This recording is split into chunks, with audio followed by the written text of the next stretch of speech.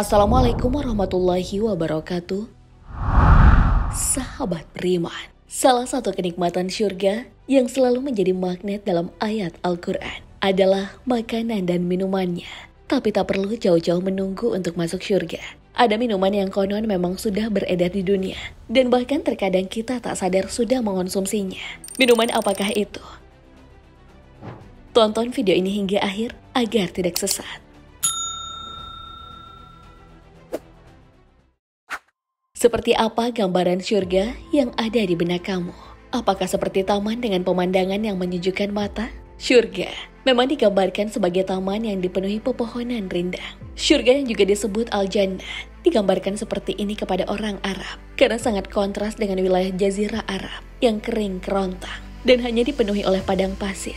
Karena itulah syurga sebagai tempat sejuk dan meneduhkan, air yang jernih tersaji di depan mata yang tak pernah berubah rasa dan baunya.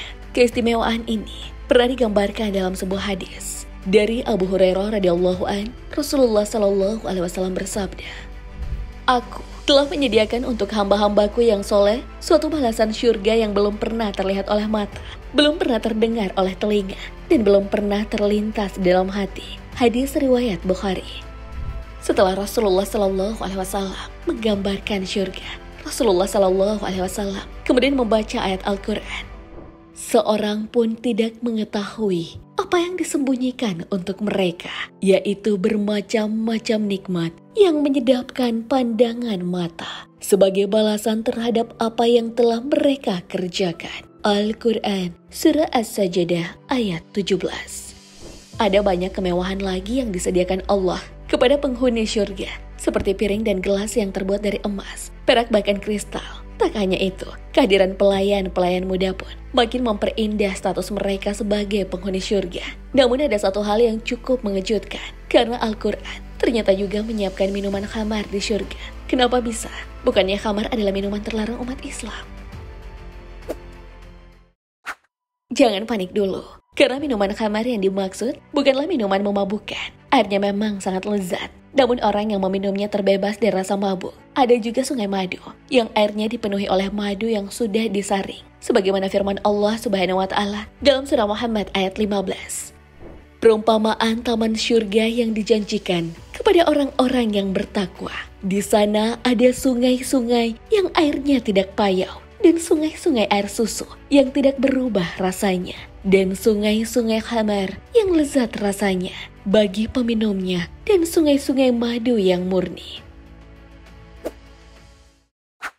Selanjutnya, zanjabil. Minuman zanjabil mungkin masih terdengar asing di telinga kamu, tapi minuman ini sebenarnya pernah disebutkan di dalam Al-Quran dan bahkan sudah sering kita temukan dalam kehidupan sehari-hari. Kata zanjabil disebutkan dalam Al-Quran dalam surah Al-Insan ayat 17. Di dalam syurga itu, mereka diberi minuman segelas yang campurannya adalah jahe. Menurut tafsir Ibnu Manzur, kata yang sering dijadikan sebagai jahe dalam bahasa Arab merupakan nama dari sebuah tumbuhan yang tumbuh di daerah datar. Sejenis umbi-umbian yang menyimpan cadangan di akar, namun tidak berbentuk biji-bijian atau berkayu.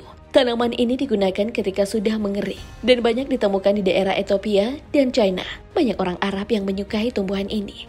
Ada lagi pendapat lain yang mengatakan jika zanjabil merupakan sejenis khamar atau khamar yang diberikan campuran tanaman ini bukan tanpa alasan. Khamar menjadi idola bagi orang Arab di masa lalu.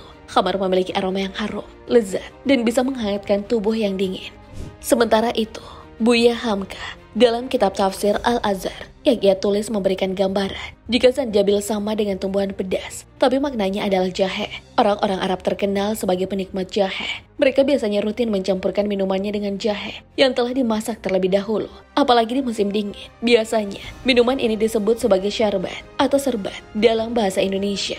Sementara di Makassar, Sulawesi Selatan, ada sebuah minuman hangat bercampur jahe yang dinamakan saraba. Apakah di daerah kamu juga ada minuman sejenis ini?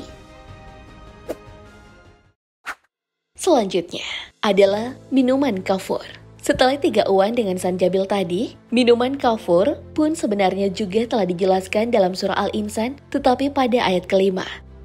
Sungguh, orang-orang yang berbuat kebajikan akan minum dari gelas yang campurannya adalah air kafur.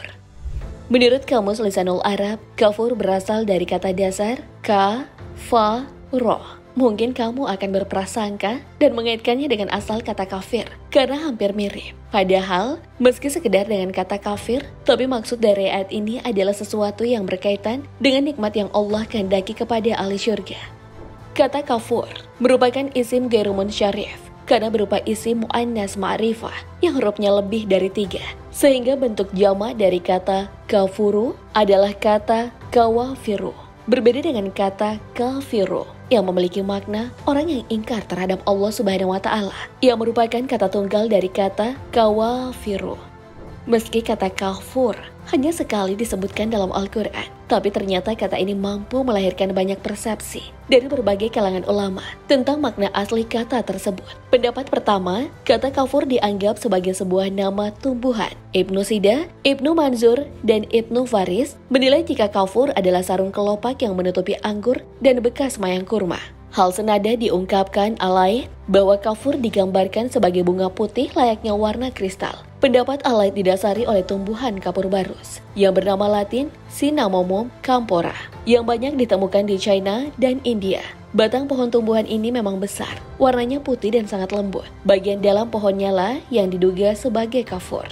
Selain nama tumbuhan, Ibnu Sida juga mengartikan kafur sebagai sifat dari sebuah tumbuhan. Alaih dan Ibnu Sida merujuk pada pohon oleander yang baunya harum semerbak. Pendapat lain menduga jika kafur adalah mata air yang terletak di syurga. Alaih pun sepakat dengan pendapat ini dan menganggap kafur merupakan mata air syurga yang harus dengan rasa yang sejuk. Para ulama berpendapat jika kafur mirip dengan kapur barus yang sering kita temukan, tapi bukan kapur barus pengusir tikus atau serangga, melainkan tumbuhan kapur barus yang memiliki banyak manfaat dan bisa digunakan sebagai wangi-wangian pada produk minyak wangi. Orang-orang Arab pun dulunya menggunakan tumbuhan ini sebagai rempah dasar untuk pewangi. Kandungan kamper di dalam kapur barus sangat digandrungi dan dulunya hanya dipakai oleh kalangan elit dan pemimpin di zaman dinasti Abbasiyah.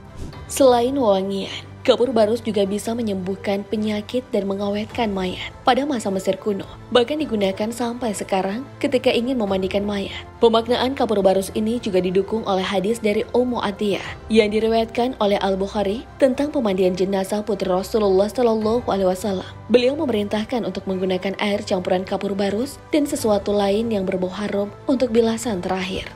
Mandikanlah ia 3 atau 5 kali atau lebih dari itu. Jika kalian memandang hal itu perlu dengan air dan daun bidara, lalu gunakan kapur barus di basuhan terakhir atau sebagian dari kapur barus. Jika kalian sudah selesai, panggillah aku. Sahabat beriman, apakah kamu tertarik mencoba minuman tadi? Wallahu a'lam bishawab. Assalamualaikum warahmatullahi wabarakatuh.